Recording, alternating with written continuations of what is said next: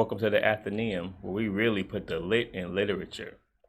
Today's work we're discussing is the corporate sci-fi thriller Jazzy Melanin by Carol Barnes. Jazzy Melanin is a novel about the drama of melanin technology that enlightens, entertains, and informs. This drama unfolds as the secrets of melanin technology is revealed by Atheneum, a research scientist. His melanic experiences lead him to study the application of this technology. His research is enhanced by the spiritual encounters with melanic women. As Atheneum's research is exposed, it is discovered that he possesses melanin technology sought by world powers. He is tracked by enemy forces that will stop at nothing in order to capture Atheneum and seize the melanin information vital to implementing their plans. Melanin technology is in use around us every moment of our lives. After reading Jazzy Melanin, don't be surprised if you recognize the technology and begin to achieve a higher understanding of applied melanin technology. Jazzy Melanin is a story that revolves mostly around two characters, Atheneum and Melanic Woman. There are other characters, but they don't add much to the story. You have small characters here and there, some that help Atheneum in his business, some that are trying to stop him, but they only gloss over them. They're only glossed over here and there. Atheneum is a businessman and research scientist that develops electronics based on melanin-inspired polymers. What does that mean? A polymer is a piece of is another word for plastic, and melanin is a chemical in the human body that does a whole bunch of things. We'll get into that a little bit moving forward. He develops electronics now that are a little different than the kind of electronics that we have today. Today's electronics are based on silicone chips that conduct electricity. The downside to these silicone chips is that you get a lot of heat because there's friction when the electric is trying to pass through the silicone. What Atheneum develops is a new kind of chip and a new kind of electronic where that heat doesn't happen. He's developed what's called superconducting. Superconducting is when a material is able to allow electricity and electrons to pass through it without any friction. It just passes through it and you don't get any heat, like you get in your cell phone, like you get in your TV, like you get in the back of your computer. That's done with these superconductors. And what that does is it allows the electronics it allows the processors to move faster. It allows more data to go in and out, and the electronics will last longer, because one downside to silicone electronics is that they die after too much use. They burn out. Superconducting technology would stop all that. All throughout human history, people develop technology based on things that they see. We developed airplanes based on birds and other things that fly.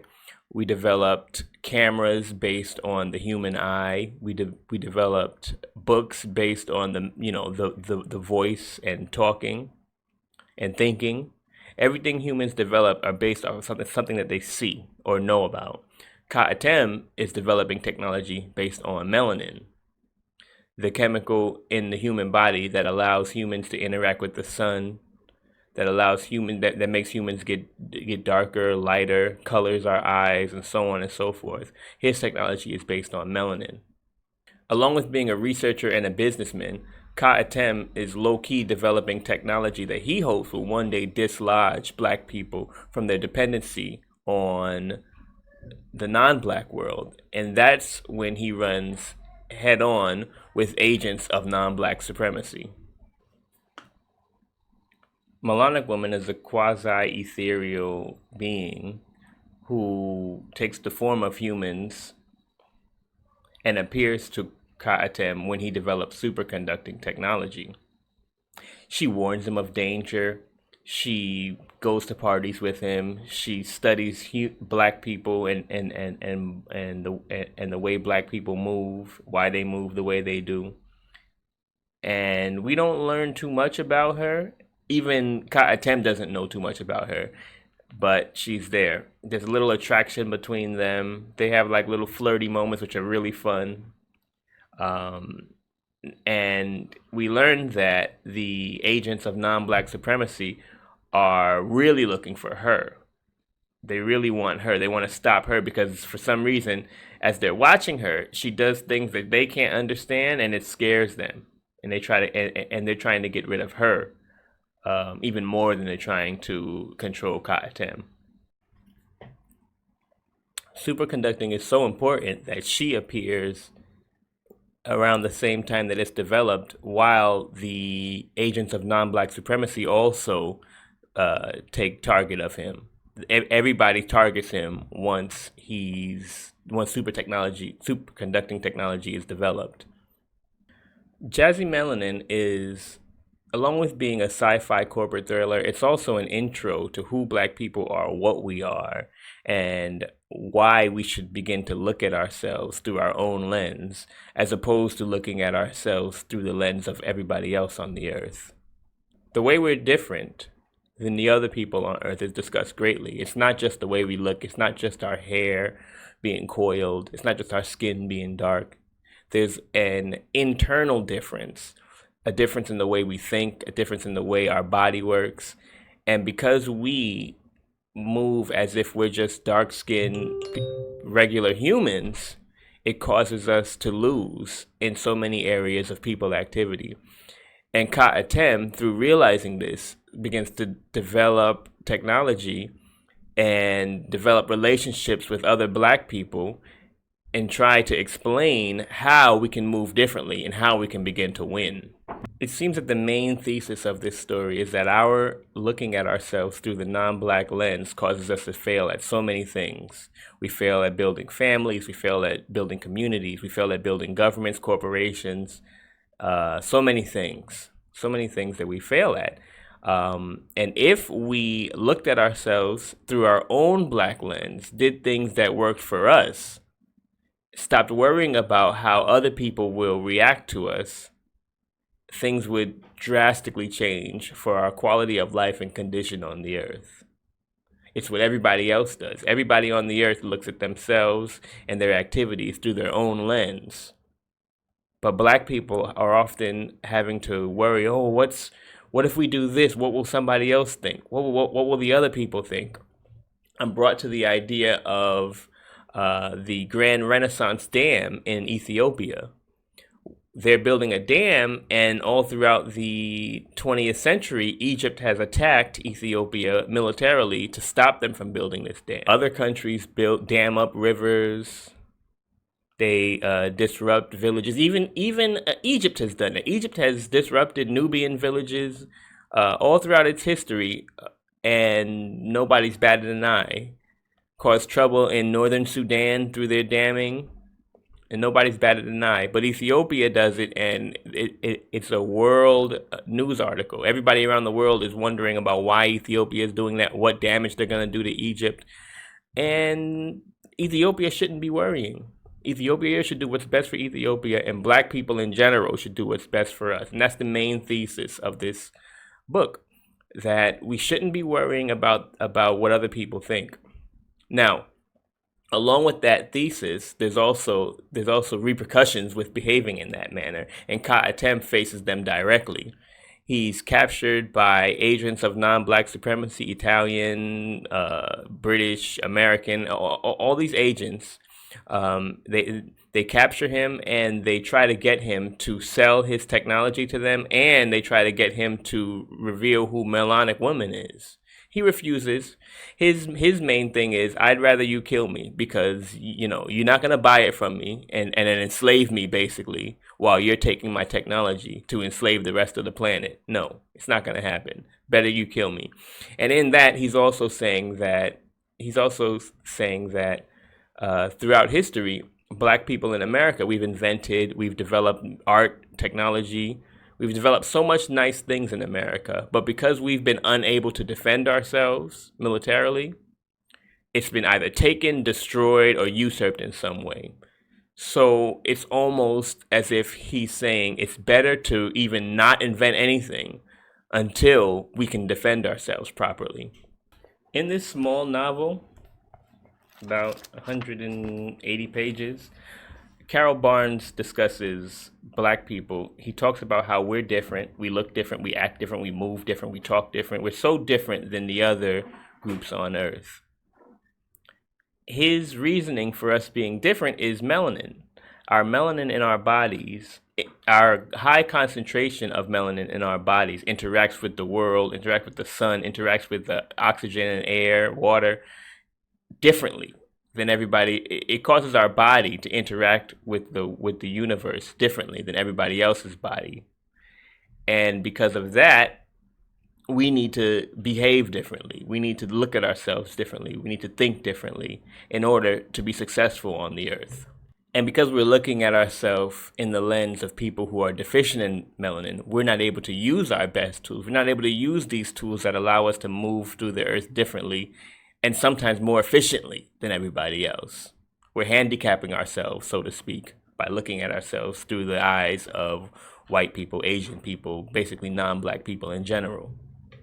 A core component to this book is the intersection of development and defense. All throughout black people's interaction with non-black people, we've developed, but we've lacked defense.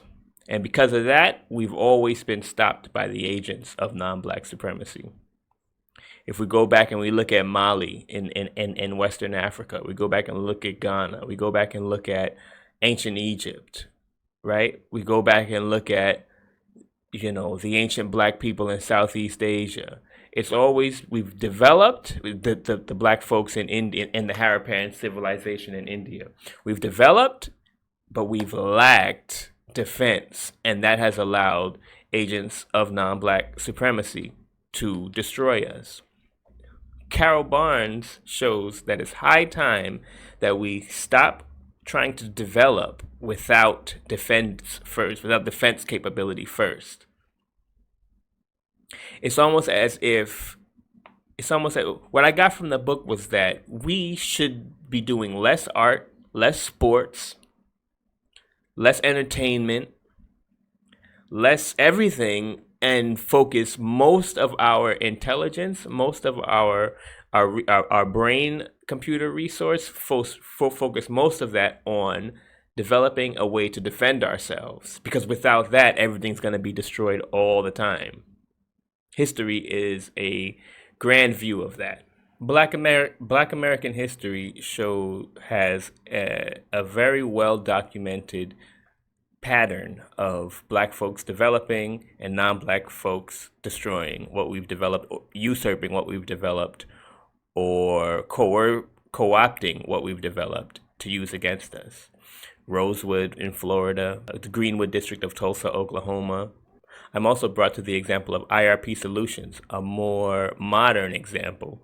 These men in the early 2000s developed a algorithm that would help law enforcement agencies from the tribal level all the way up to the federal level to be more efficient, more accurate, and the federal government took a keen interest in this technology. Keen interest.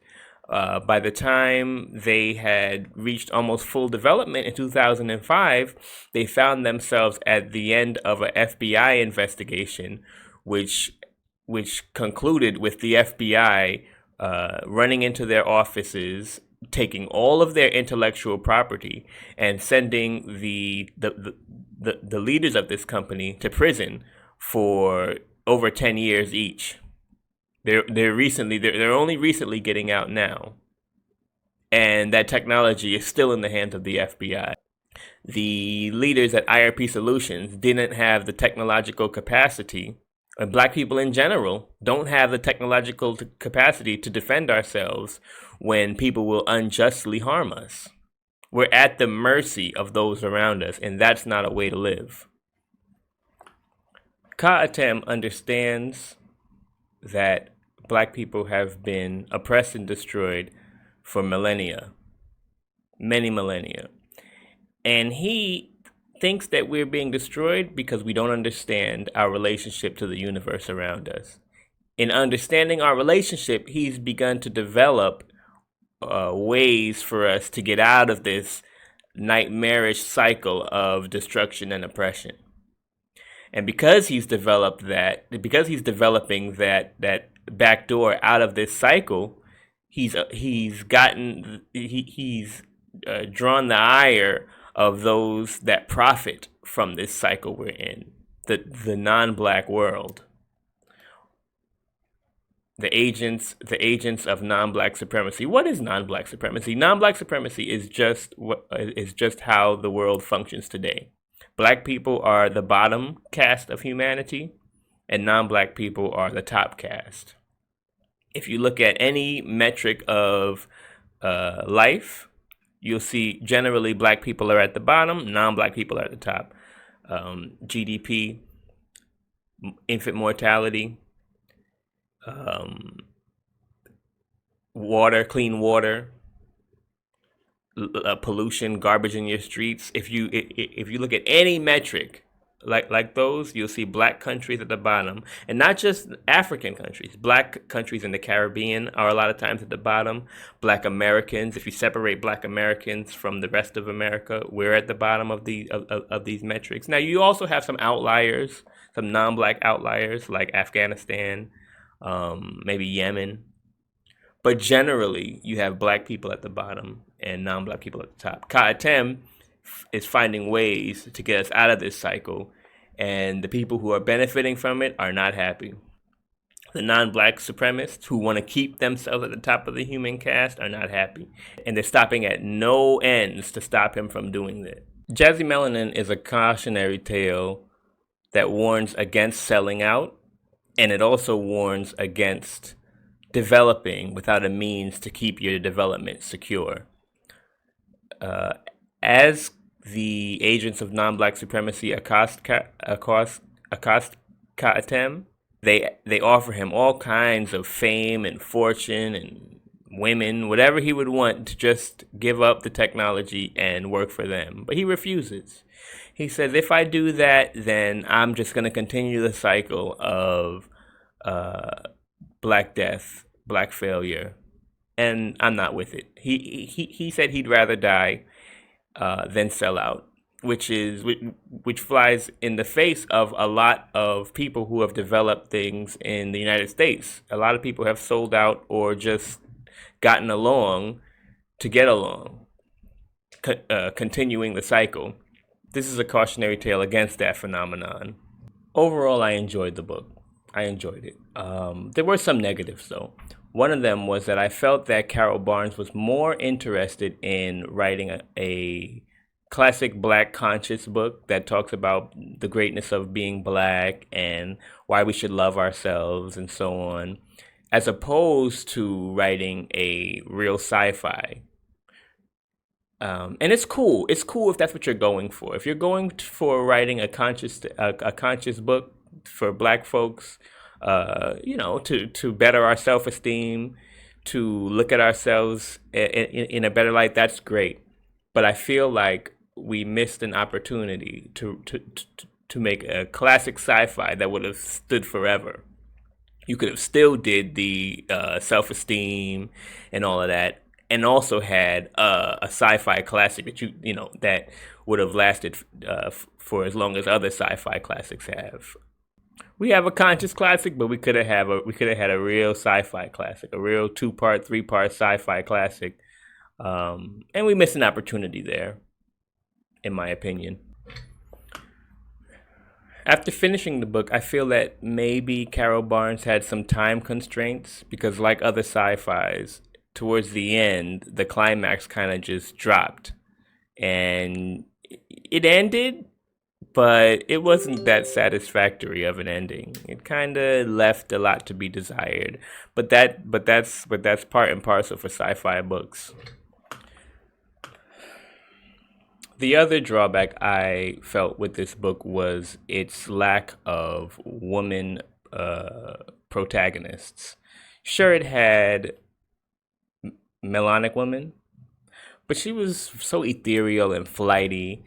We don't know anything about her, what she could do. It could have been fleshed out a lot more, and the book would have been better if it had fleshed out women characters. The other little side characters that they had were women that were there just to kind of look pretty, to support their men, and that's not something I really care for in my books.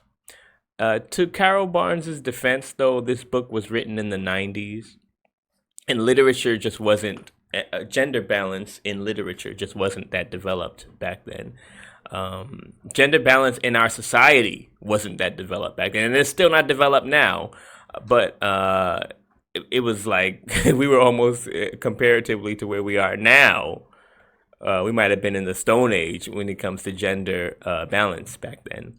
So that's another drawback. And one might say, "Oh, it was the '90s," but there are even older books where women have full characters and full capability, and they're there. Like Contact being a book with a woman main character, it was great. So that excuse doesn't go that far. As a rating, I'm gonna do something a little bit different today. I'm gonna give this book two different ratings. One for because it was kind of two different books. It was a sci-fi corporate thriller, and then on the other hand, it was your classic conscious Black Power book. For the latter, I'm gonna give this an 8.5. It's really the ideas on racism and anti-blackness and Black life in America, particularly when you go up to the corporate echelons of America, being a Black person in America. It really captures the essence of what life is like. And I don't know because I'm not up there, but it's how I theorize life would be like up there. It's from what I've read and from what I've seen of other people who've experienced that life, it seems pretty accurate. So an 8.5 in that aspect. Now for a strict sci-fi book, it was good, but it was so underdeveloped in that kind of harsh my mellow as a sci-fi head. So as a strict sci-fi book, I give this a 5. And if we're going to average out the scores, we get a 6.75, whatever that means. So there you have it. That's Jazzy Melanin. I thoroughly enjoyed it, and I recommend it to everybody out there. It's a short read. You could probably finish it in a day. And there we have it. That's Jazzy Melanin by Carol Barnes. We're going to end it there. Peace.